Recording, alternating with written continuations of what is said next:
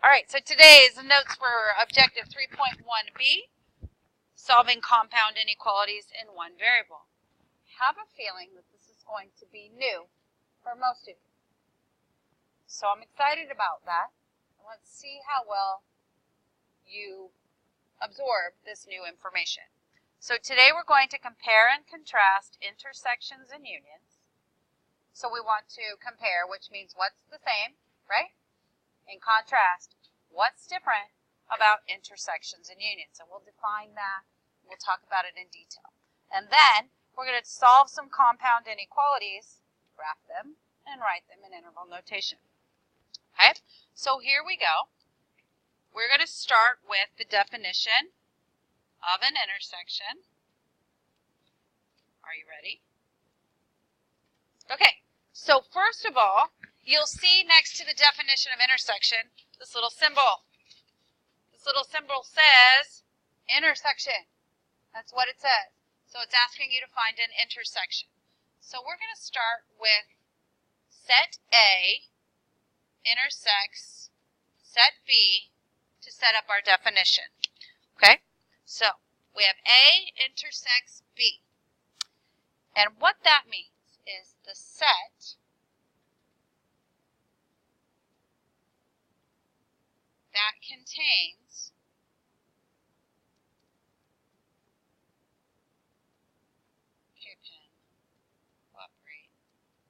the set that contains all elements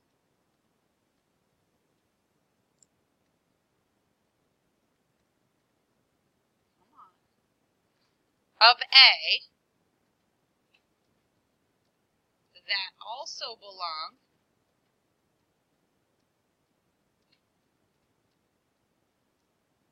to B. Caveat. But no other elements.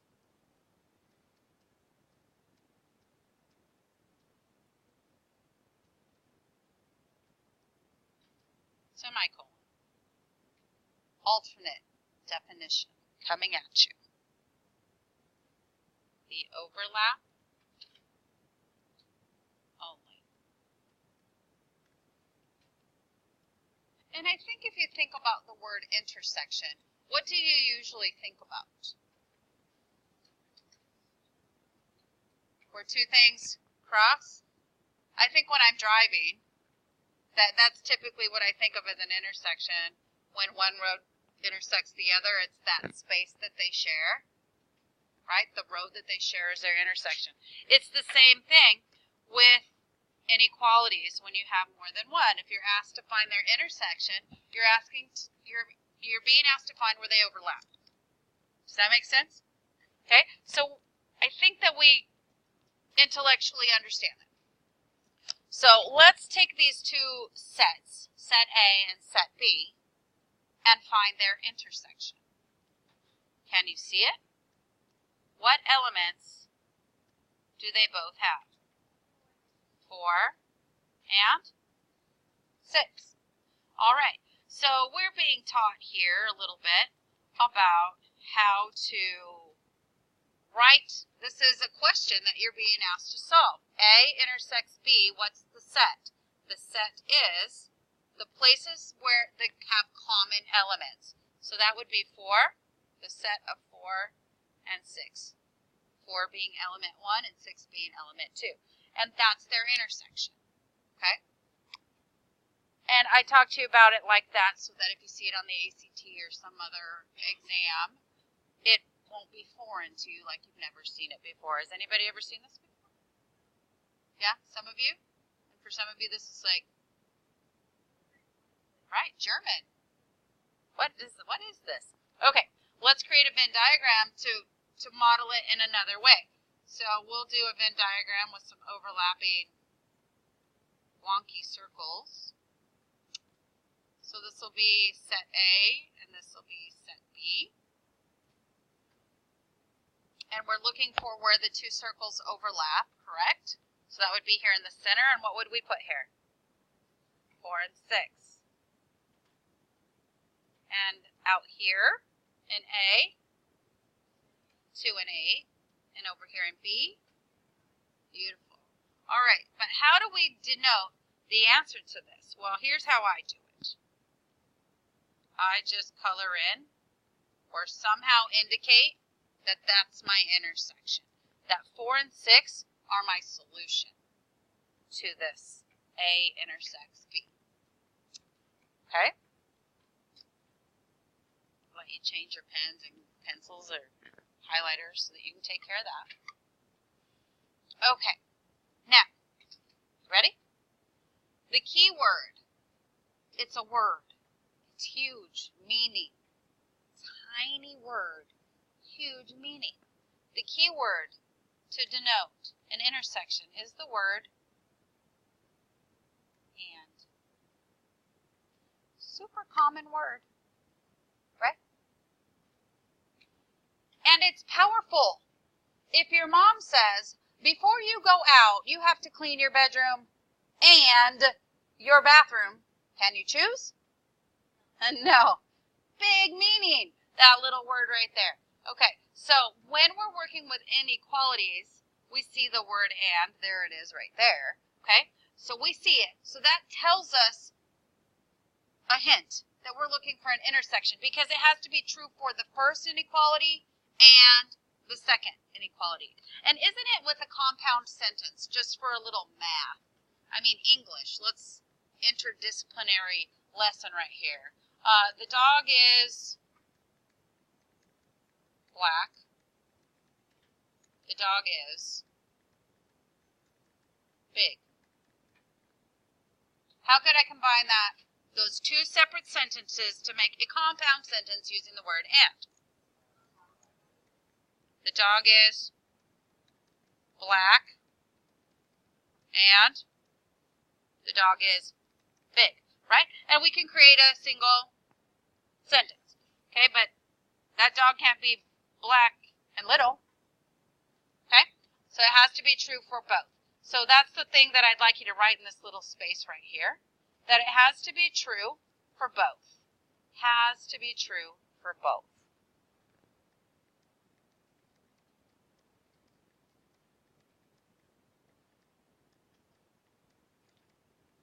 Okay, so when we're talking about compound inequalities, it's just like a compound sentence when you're writing sentences. Okay?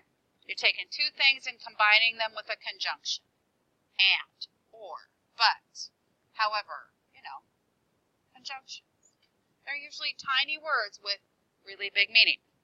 Okay, so let's graph and write the solution in interval notation for the following compound, meaning 2, inequality.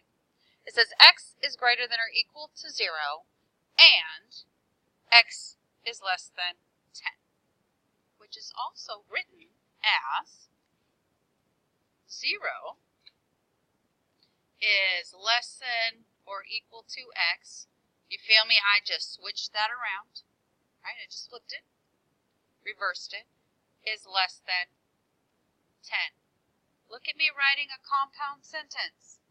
Did you see me? I took two sentences and I wrote them as a single sentence. And in math, when you see one of these, this indicates an intersection. It does not ever indicate a union. When you see a compound inequality as a single statement, it's indicating to you that it wants an intersection. Okay? All right, so let's graph that and see what that looks like. Put my graph over here. I think you guys have a little space underneath. Yeah? Okay, so I'm going to graph this one in purple, and I'll graph this one in black. And I'll do the same thing over here. This one in purple and blue. I mean, not black, blue. And this one in blue. All right, so x is greater than or equal to 0. So that would go that way. Pretty much for a long ways. However, x is less than 10. So if I put 10 here, less than 10 is going that direction forever. because it is an and statement, I can only accept the answers where the overlap occurs. So what should my graph look like? If I graph just the overlap, because I'm looking for numbers that are true for both. So like for example, you can see in blue these numbers over here. So like -1 would be right here. I'm saying like I'm a teenager. Okay? But is -1 true for the first one and the second one? No. So we have to deny that as part of our graph. How about 5? Yes, 5 is greater than or equal to 0, and 5 is less than 10. What about 0? Is 0 true for both? 0 greater than or equal to 0, 0 less than 10. True. How about 11? No, because 11 is not less than 10. So our answer should be from 0 to 10. So these are what we call our constraints or our boundaries. X cannot go outside of them because it has to be the road that they share, right? Just like an intersection. The road that they share. Make sense? Oh, good. One of you said yes. How about all of you to answer me? Okay, good.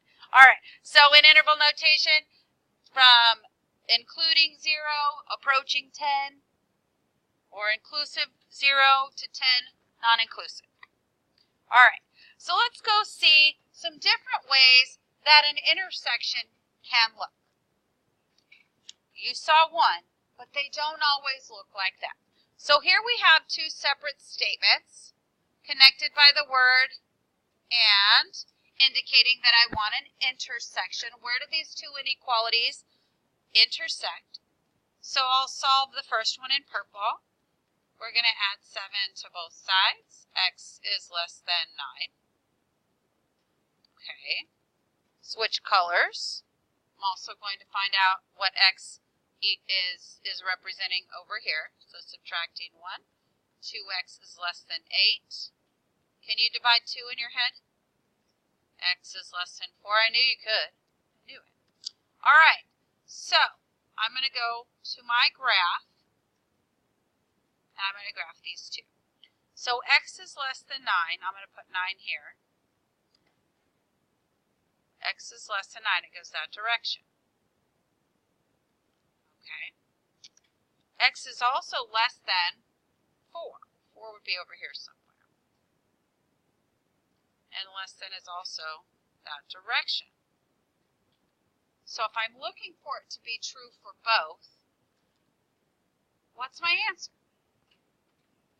-infinity to 4?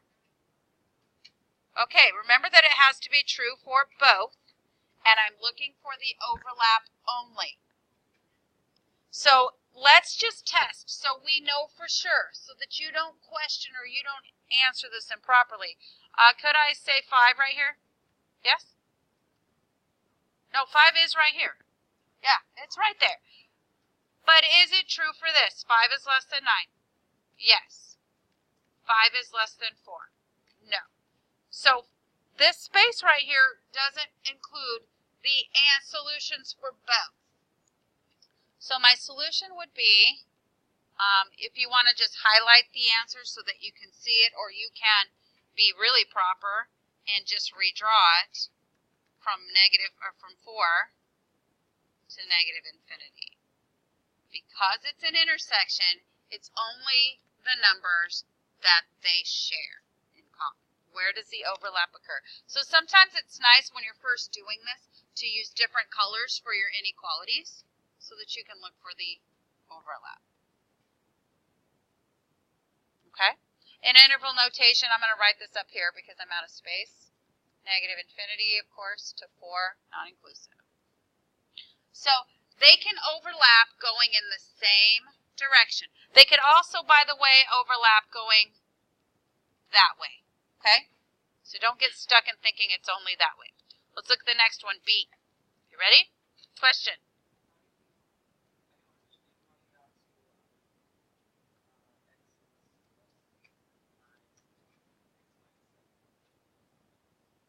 I added 7 to both sides, so x is less than 2 plus 7, 9. Yes?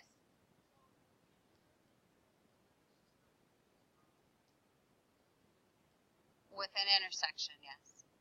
Okay, let's look at B, unless there's more questions. Ready? Okay, so we're going to solve them both. We see the word and. So I have an intersection. So I'm switching colors. So here we're going to divide by 2. X is less than or equal to 0. And I'll switch to a different color to solve this one. Excuse me, I'm going to cough. Sorry. Pleasant to listen to, I'm sure. Okay. We'll add 1. We get 4x is greater than or equal to 10. Divide by 4. X is greater than or equal to, I'm going to simplify, to 5/2. Okay, which is 2.5, do you agree? Okay, so x, so I'm going to put 0 here, and I'm going to put 5/2 over here somewhere. Okay, so less than or equal to 0 means I'm going to negative infinity.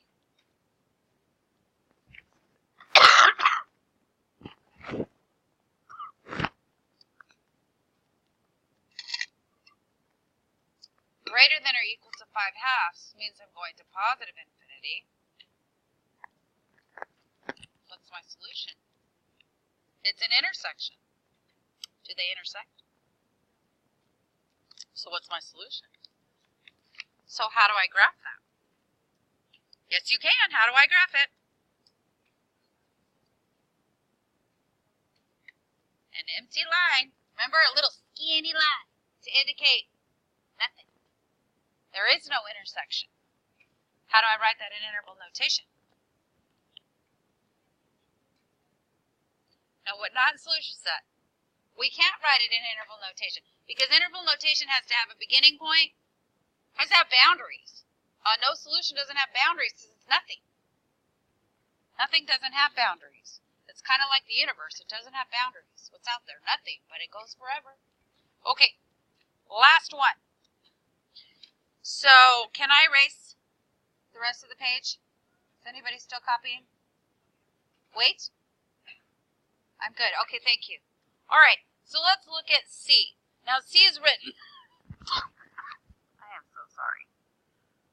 This is going to get bad, so I'm going to pause. Okay. So here we have a compound inequality in a single statement. How do we solve it? Now, you might have some intuition about how you're going to do that. Has anybody ever solved one like this before? Okay, does anybody want to take a stab at what you think you would do? What do you think? From all sides? Left, center, and right? How many of you think that sounds good? No? Yes? Okay. Well, here's what I'm going to do. I'm going to separate, if my pen will cooperate. It's so cold in here that it doesn't want to cooperate. I'm going to separate these two statements. So 2 is less than 4 minus x, or intersection. 4 minus x is less than 7. Okay, so what would I do to solve this, guys? Minus 4. What would I do to move this? Minus 4. See it? So you know what I do with this? What my job is to isolate x. I want to get it confined between my two outside numbers. So to isolate it, you do the same thing we do when we solve an equation. But just like John said, you're going to subtract it from all 3 sections. I think we can make that transition, don't you? Yes? So that's negative 2 less than negative x less than 3. Yes. Exactly. Well, I'm going to go ahead and finish this first, but you are correct, so you can go ahead and do that. So this gives me negative 2 is less than negative x intersection.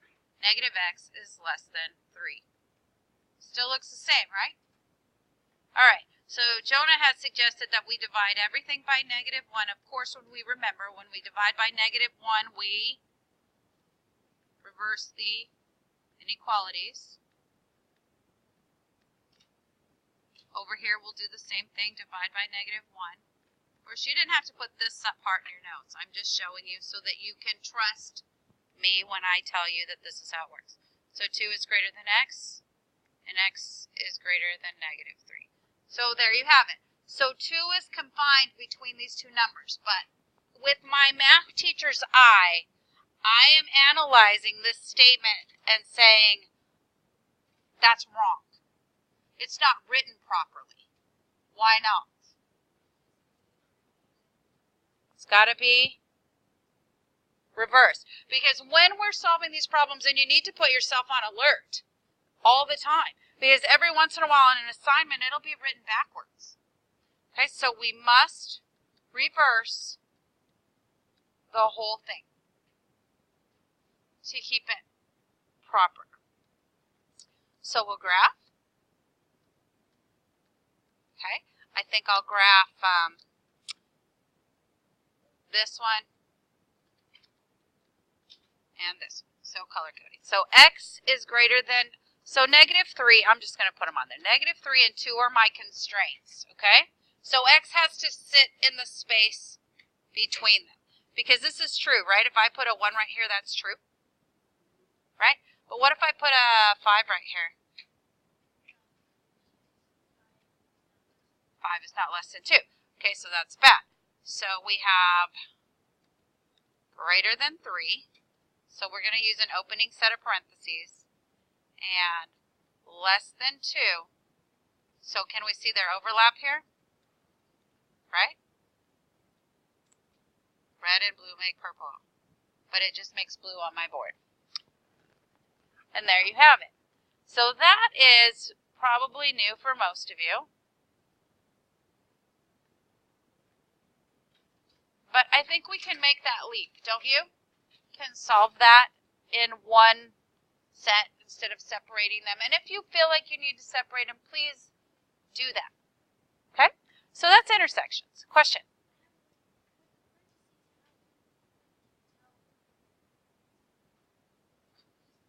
Oh, greater than means that this is greater than means you're going this direction because it's greater than. So that opens it up. Because if you do greater than and you go like that, that doesn't make sense. And less than, you don't want to go like that because that's just a little happy face with some fat cheeks. That's fat cheeks. Don't make fat cheeks. Okay. All right. Moving on to unions. Okay. So if intersections are connected with the word and, which is really powerful, because if your mom says you have to clean your bedroom and your bathroom, you probably wish she would have said instead, or, oh, you guys are so intuitive. You can clean your bedroom or you can clean your bathroom. Thank you, Mom. I'm going to choose the easy one. Okay. So the definition of a union. And there's the symbol for union, and I think intuitively that's my word of the day. You've heard me say it a lot today, huh? It's a U for union. Okay, so do we have 5 minutes left? Okay, then you know what I'm going to do?